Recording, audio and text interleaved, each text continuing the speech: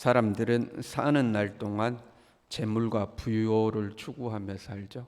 우리도 마찬가지죠. 다 부유해지고 싶어 하죠.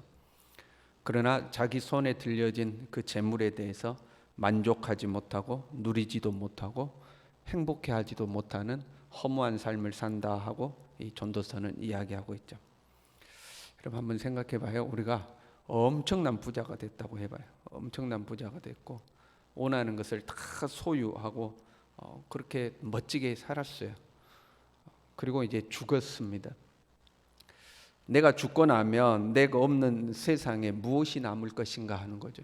내가 죽고 나면 이제 내가 사라지고 없는 이 땅에 나에 대해서 무엇이 남을 것인가. 내가 모아두고 다 사용하지도 못한 재물은 누군가가 가져다가 다 쓰겠죠. 그것이 내 자녀가 됐든 누가 됐든 그 재물 가져다 다 쓰겠죠.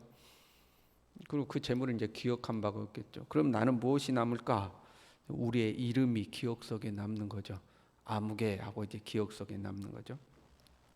그럼 나의 이름이 다른 사람들에게 어떻게 기억될까 하는 거죠. 죽어서뿐만 아니라 살아있는 지금도 나의 이름이 다른 사람들에게 어떻게 기억될까? 김동훈 목사, 그 사람은 어때? 하고 사람들이 이야기하지 않겠어요? 김동훈 목사 알아? 나 알아. 그 사람 어때? 그럼 김동훈 목사 어때? 하고 이야기를 하겠죠. 물론 이제 사람들 중에는 악의적으로 모든 것들을 부정적으로 보는 사람 있죠. 나에 대해서 악의적으로 부정적으로 평가하고 이야기하는 사람들, 그런 사람들은 이제 제외 두고 우리가 일반적으로 만나는 사람들이 나를 어떻게 기억할까 하는 거죠. 죽음이라는 것은 이별이잖아요. 죽어서 내가 떠나고 나면 다른 사람들이 나를 어떻게 기억할까. 그런데 사실은 우리는 이 세상에서도 계속해서 이별하는 거거든요. 친구들과 이별하고 이웃들과 이별하고 직장 동료들과도 이별하고 그런 때가 오잖아요. 그렇죠? 성도들과 또 서로 이별하는 때가 오죠. 그렇게 이별했을 때, 서로 헤어졌을 때 내가 그 자리에 있다가 내가 어느 곳으로 이제 옮겨가서 헤어지든지 아니면 나는 이곳에 있는데 나를 떠나서 상대방이 떠나서 헤어졌을 때에 그 나의 이름을 어떻게 기억할까 하는 거죠. 나를 어떻게 기억할까? 이것을 우리 이 명예라고 하는 거죠. 나의 이름이 어떻게 기억될 것인가를 고려하는 것. 그걸 이제 명예를 생각하는 거죠. 오늘 본문의 말씀이 이렇게 되어 있어요. 좋은 이름이 좋은 기름보다 낫다 이러죠. 여기서 좋은 이름은 명예를 이야기하고 있고 기름은 재물을 의미하고 있습니다. 재물보다 명예가 낫다 하는 거죠. 이 허망한 세상에서 좀 더 나은 것을 선택하고 살아야 되는데 세상이 허망한데 사는 날 동안 좀 더 나은 것을 선택해야 되는데 무엇이 더 나은가 하는 것을 지금 7장에서 설명하고 있는 거거든요. 그 중에 첫 번째가 재물보다는 명예가 낫다 하고 이제 이야기하고 있는 겁니다. 우리가 사는 사회를 자본주의 사회라고 그래요. 근데 이 자본주의에 대해서 상당히 우리는 부정적인 이미지를 가지고 있죠. 그러나 자본주의가 그렇게 부정적인 것은 아닙니다.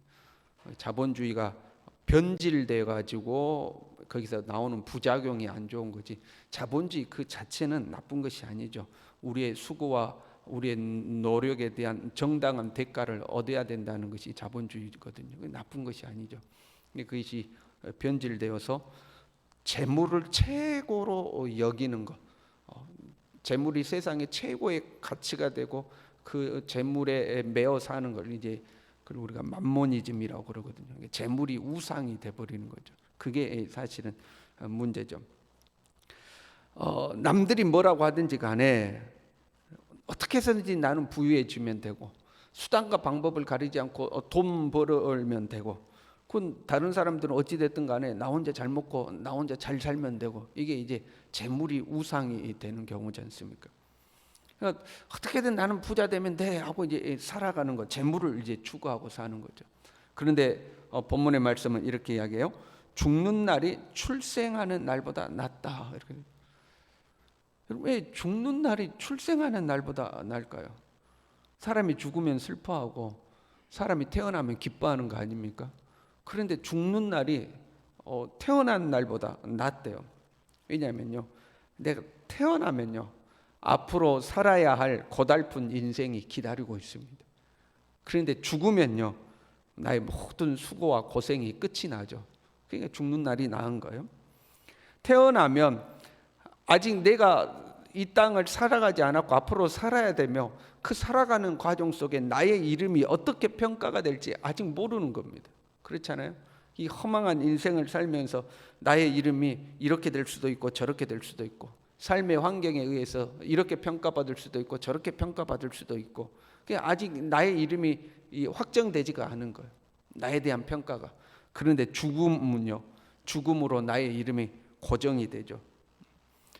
인생길 유혹과 시험 속에서도 흔들리지 않고 나의 명예를 지켜냈다면, 이제 그 명예가 더 이상 변하지 않고 확정이 되는 것이 죽음이죠.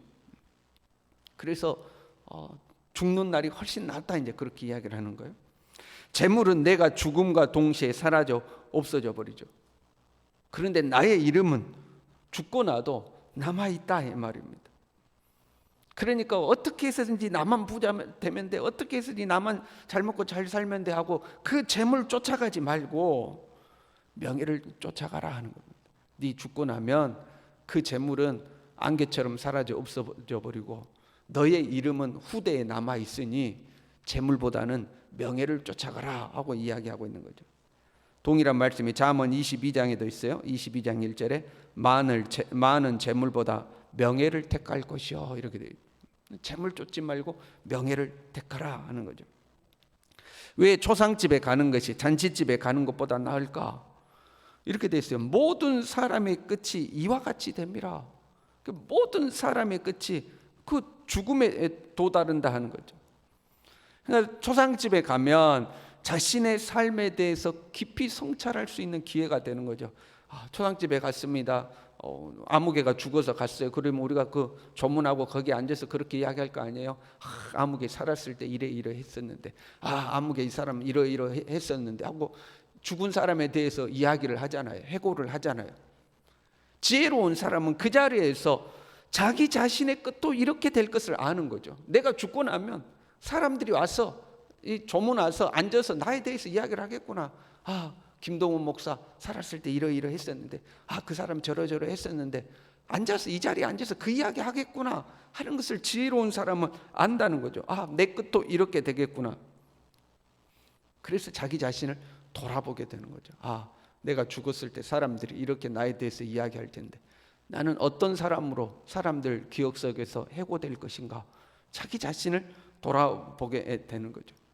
그래서 슬픔이 웃음보다 낫다, 슬픔이 웃음보다 낫다는 거예요. 여기서 말하는 웃음은 진리를 깨닫고 행함으로 주어지는 우리의 내적인 어떤 가치 있는 기쁨, 웃음, 그걸 말하는 것이 아니라 우매한 자의 헛된 웃음, 잔치집에 가서 한 잔 마시고 그냥 취해가지고 그냥 허망하게 웃는 그 웃음을 말하는 겁니다. 잔치집에 가서 부어라 마시라 하고 그냥 그 분위기에 취해서 웃는 그 웃음을 말하는 거거든요. 그 허망한 웃음보다는 슬픔이 낫다. 초상집에 가서 근심하는 것이 마음에 유익하다, 그 말입니다. 그냥 잔치집에 가서 멋모르고 웃고 떠드는 것보다 초상집에 가서 근심하고 슬퍼하며 이 사람이 떠나감을 슬퍼함과 동시에 내 인생도 저렇게 되겠구나 하고 슬퍼하고 근심하는 것이 너에게 훨씬 유익하다는 것. 이유 없는 슬픔과 근심이 아니라 세상을 어떻게 살아갈 건가 하는 그 걱정 근심이 아니라 자기의 삶을 깊이 돌아보는, 그 진지하게 자기의 인생을 돌아보는 근심을 말하는 것, 그것이 훨씬 낫다는 겁니다. 고린도후서 7장 10절에요. 하나님의 뜻대로 하는 근심은 후회할 것이 없는 구원에 이르게 하는 해결을 이루는 것이요 세상 근심은 사망을 이루는 것이니라 했죠. 하나님의 뜻대로 하는 그 근심을 말하는 것. 내 인생의 끝도 이렇게 되겠구나. 그럼 나는 삶을 어떻게 살아야 할 것인가 하고 사색하는 것을 말하는 거죠. 여러분, 삶을 즐겁게 사시길 바랍니다. 행복하게 사시길 바랍니다. 지금 전도사면서 계속 이야기하죠. 즐겁게 사셔야 돼요.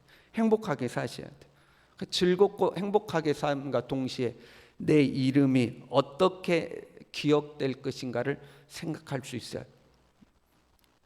요즘 사람들은 그런 게 있는 것 같아요. 남들이 뭐라고 하든지 간에 나만 좋으면 된다. 남들이 뭐라고 하든지 간에 나만 좋으면 된다. 좋은 점도 있고 안 좋은 점도 있는 것 같아요. 너무 다른 사람들의 시선을 의식하고 사는 거, 이것도 안 좋은 거죠. 보통 자존감이 낮은 사람들이 그런 경우가 많거든요. 저 사람이 나를 어떻게 볼까? 저 사람이 나를 어떻게 평가할 거고, 다른 사람의 시선에 갇혀서 삶의 기쁨을 누리지 못하는 경우가 있죠. 그것도 안 좋은 거죠. 그 반대의 경우도 안 좋은 거죠.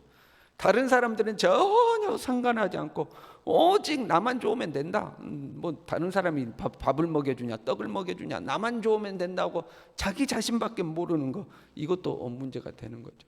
이것도 문제가 되는 거죠. 내 자신이 내 삶에 대해서 수고하고 그 수고의 대가로 주어진 것들을 누리며 행복하게 사는 거 중요합니다. 동시에 그런 내 자신이 다른 사람들에게 좋은 이름으로 기억되는 것도 중요하죠. 그게 훨씬 낫다는 거예요. 재물보다 명예가 낫다는 거예요. 그러면 어떻게 해야 되는가? 간단합니다, 여러분. 내가 수고하여 얻은 그 재물을 가지고 명예를 사시기를 바랍니다. 내가 수고하여 얻은 재물을 가지고 명예를 사는 거예요. 어떻게 해요? 사실은 전도서 앞부분에 나왔어요. 전도서 3장 12절에 이렇게 되어 있죠. 사람들이 사는 동안에 기뻐하며 선을 행하는 것보다 더 나은 것이 없는 줄을 내가 알았고, 이렇게 되어 있습니다. 내가 수고하고 얻은 것을 가지고 선을 행하기를 기뻐하면 되는 거죠. 나 혼자 기뻐하지 말고 다른 사람과 함께 기뻐하는 거죠. 나 혼자 즐겁고 행복하게 살지 말고 나의 그 즐거움과 행복을 다른 사람과 나누며 살면 되죠. 그러면 사람들의 기억 속에 내 재물이 기억되는 것이 아니라 내 이름이 명예롭게 기억될 수가 있는 거죠.